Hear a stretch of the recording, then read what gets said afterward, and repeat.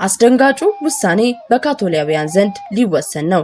ይህ ዓለምን ጉድ ያሰኘው ውሳኔ ካርዲናሎች ተሰብስበው ተቀባይነት ወይም ተሰሚነት ያለውን ጳጳስ ሊመርጡ እንደሆነ የተሰማው ነገር ነው።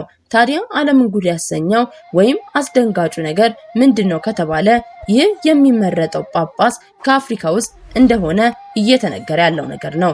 የአሜሪካ ፕሬዝዳንት ዶናልድ ትራምፕ የሚወስኗቸው ውሳኔዎች በሀገራቸው ላይ እያመጣባቸው ያለው መዘዝ እንዲሁ በቀላሉ የሚታለፍ እንዳልሆነ ገብቷቸዋል። እነሱም ይህ እየመጣባቸው ያለው ትልቅ ችግር እየተገነዘቡ እንደሆነ ከሰሞኑ የሰጡት መግለጫ ያሳብቅባቸዋል። ሰላም ጤና ይስጥልን። ቅን የዋ ሀገር ወዳድ ሆናችሁ የቃል ሚዲያ ቤተሰቦች እንደምን ቆያችሁ?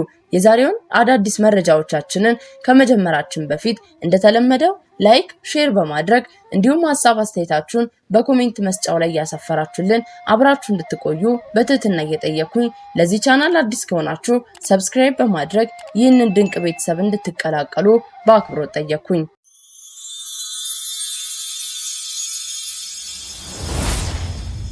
ቀጣዩ የካቶሊክ ቤተክርስቲያን ሊቀ ጳጳስ ከአፍሪካ ሊመረጡ ይችላሉ።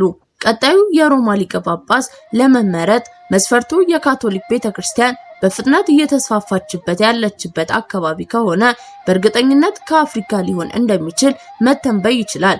ከየትኛውም የዓለም ክፍል በተለይ በአፍሪካ የካቶሊክ እምነት ተከታዮች ቁጥር በከፍተኛ መጠን እያደገ ነው።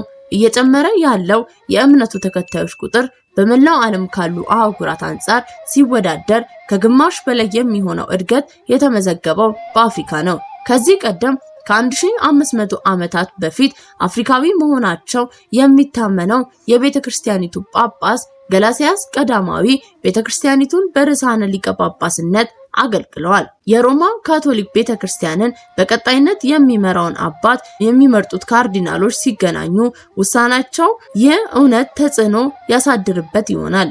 ናይጄሪያዊው ካህን አባ ስታን ቹ ኢሎ አመራሩ ዓለም አቀፍ ምዕመኑን የሚያንጸባርቅ መሆን እንዳለበት በመግለጽ አፍሪካዊ ጳጳስ ቢኖር በጣም ትልቅ ነገር ነው ይላሉ። አባ ስታን ቹ ኢሎ ካርዲናሎቹ ከፍተኛ ተቀባይነት እንዲሁም ተሰሚነት ያለውን ጳጳስ ሊመርጡ እንደሚችሉ ተናግረዋል።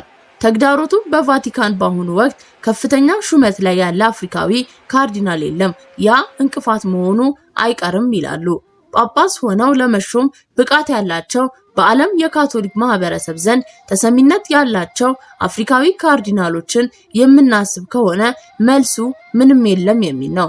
በአውሮፓውያኑ አቆጣጠር 2013 ለቦታው ከፍተኛ ተፎካካሪ የነበሩትን ጋናዊው ካርዲናል ተርክሰን እንዲሁም በ2005 የፖፕ ቤኔዲክት 16ኛ ምርጫን የመሩትን ናይጄሪያዊውን ካርዲናል ፍራንሲስ በመጥቀስ ሁኔታው በተቃራኒ የቆመ መሆኑን ያስረዳሉ። ፖፕ ፍራንሲስ የሊቀ ጳጳስነት ሹመታቸውን በአውሮፓውያኑ አቆጣጠር በ2013 ሲረከቡ በአፍሪካ የነበሩ ካርዲናሎች ቁጥር 8 በመቶ ብቻ የነበረ ሲሆን በ10 ዓመት ውስጥ ወደ 12 በመቶ ከፍ እንዲል አድርጓል። ፖፕ ፍራንሲስ ለአፍሪካ ያላቸው ቀናነት ስንመለከት እዚህ እንዴት እንደደረሰ ብዙዎቻችንን የሚያስገርም ነገር ነው ይላሉ አባ ቹ ኢሎ። ፖፕ ፍራንሲስ በጵጵስና ዘመናቸው 10 የአፍሪካ ሀገራትን የጎበኙ ሲሆን በአህጉሪቱ የካቶሊክ እምነት ተከታዮች ቁጥር ከፍተኛ ጭማሪንም አሳይቷል። አፍሪካውያን ከዓለም የካቶሊክ እምነት ተከታዮች ቁጥር አንጻር 20 በመቶውን ይይዛሉ። እንደ አውሮፓውያን አቆጣጠር በ2022 ቁጥራቸው 272 ሚሊዮን የነበረ ሲሆን በ2023 ወደ 281 ሚሊዮን ከፍ ብሏል ይላሉ። በአሜሪካና በቻይና መካከል ያለው ፉክክር እንደቀጠለ ነው። ቻይና ከአሜሪካ ለመግዛት ያዘዘቻቸውን የቦይንግ አውሮፕላኖች እንዲመለሱ አደረገች። ቻይና በፕሬዝዳንት ትራምፕ ለተጣለባት ከፍተኛ ታሪፍ አጸፋ ከቦይንግ ለመግዛት አዛቸው የነበሩትን አውሮፕላኖችን እንዲመለሱ ማድረጓን የአሜሪካው አውሮፕላን አምራች ቦይንግ ኃላፊ አስታውቋል።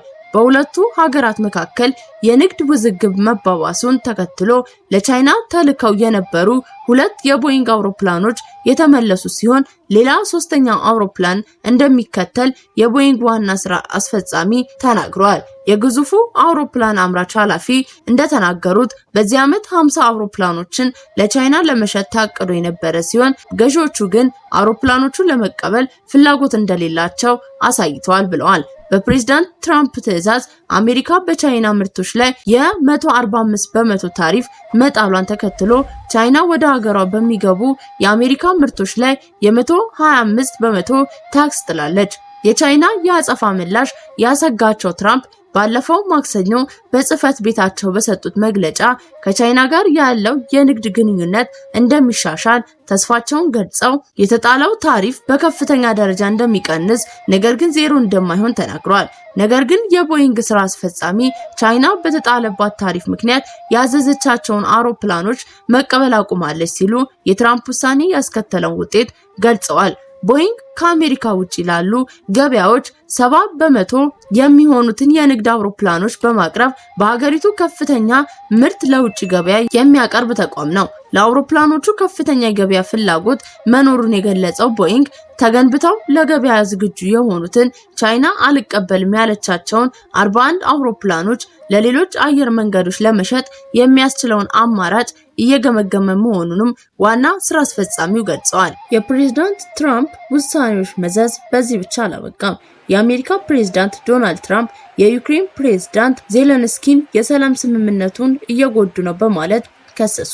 ትራምፕ ወቀሳ ያሰሙት የዩክሬን ፕሬዝዳንት ሀገራቸው በሩሲያ ቁጥጥር ስር ለምትገኘው ክሪሚያ እውቅና እንደማትሰጥ መናገራቸውን ተከትሎ ነው። ትራምፕ በትሩዝ የማህበራዊ ሚዲያ ገጻቸው ባሰፈሩት ጽሑፍ የሩሲያና ዩክሬን ጦርነት ለማብቃት የሚያስችል ስምምነት ላይ ለመድረስ እጅግ ቅርብ እንደነበረ ተናግሯል። ነገር ግን ዜሌንስኪ የአሜሪካን የስምምነት ነጥቦች አለመቀበላቸው ጦርነቱን ከማራዘም በቀር ምንም አያደርግም ብለዋል። ከዚህ አስቀድሞ የአሜሪካው ምክትል ፕሬዝዳንትም የግዛት መስመሮች ባሉበት አሁን ላይ በሚገኙበት አቅራቢያ ማቆም ሲሉ ዋሽንግተን ለስምምነቱ ያላትን እቅድ አመልክተው ነበረ። ዩክሬን ሩሲያ እንደ አውሮፓውያን አቆጣጠር በ2014 በህገወጥ መንገድ ቆርጣ የወሰደቻትን እና በደቡባዊ የባህር ሰርጥ አካባቢ የምትገኘው ክሪሚያን አሳልፋ እንደማትሰጥ ለረጅም ጊዜ ስትናገር ቆይታለች። ምክትል ፕሬዝዳንቱ ስምምነቱ ዩክሬንና ሩሲያ አሁን ላይ የሚቆጣጠሩትን ግዛት በተወሰነ መልኩ እንዲሰጡ የሚያደርግ እንደሆነም ገልጸዋል። የትራምፕ አስተዳደር እስካሁን ድረስ በስምምነቱ የትኞቹ መሬቶች እንደሚሰጡ በዝርዝር አላሳወቁም። ትራምፕ አስተዳደራቸው ሩሲያ በክሪሚያ ላይ ላላት ሉዓላዊነት እውቅና ይሰጥ እንደሆነ በዋይት ሃውስ ከተገኙ ጋዜጠኞች ላይ ቀረበላቸው ጥያቄ የሚፈልጉት ጦርነት ሲቋጭ መመልከት ብቻ እንደሆነ ተናግረዋል። በተለየ መልኩ የምወደው የለም፣ በተለየ መልኩ የምወደው እንዲኖርም አልፈልግም፣ የምፈልገው ስምምነት ላይ እንድንደርስ ነው ሲሉም ተደምጠዋል። ሩሲያ በህገወጥ መንገድ ለተቆጣጠረችው ክሪሚያ እውቅና የመስጠት እቅድ መቀበል ለዜሌንስኪ በፖለቲካ መንገድ የማይቻል ነገር ነው። ከዚህም በላይ ድንበሮች በኃይል መቀየር የለባቸውም የሚለው ዓለም አቀፋዊ የድህረ ጦርነት አሰራርን የሚቃረን ነው። ዜሌንስኪ ዩክሬን በክሪሚያን የባህር ሰርጥ ላይ ያላትን ጥያቄ እንድትተው የሚያቀርቡለትን ምክረ ሀሳቦች በቋሚነት ሲቃወሙ ቆይቷል። በዚህ ጉዳይ ምንም ንግግር የሚደረግበት ነገር የለም፣ ህገ መንግስታችንን የሚጻረር ነው ብለዋል።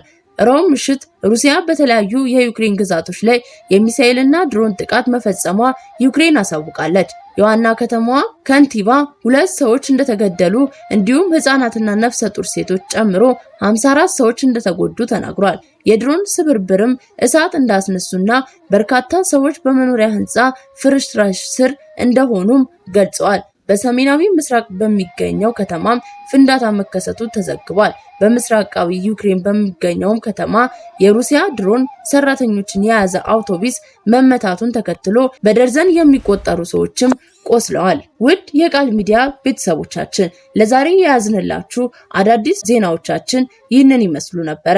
በቀጣይ በአዲስ መረጃ እስክንገናኝ ድረስ ሰናይ ጊዜን ተመኘን ከቃል ሚዲያ።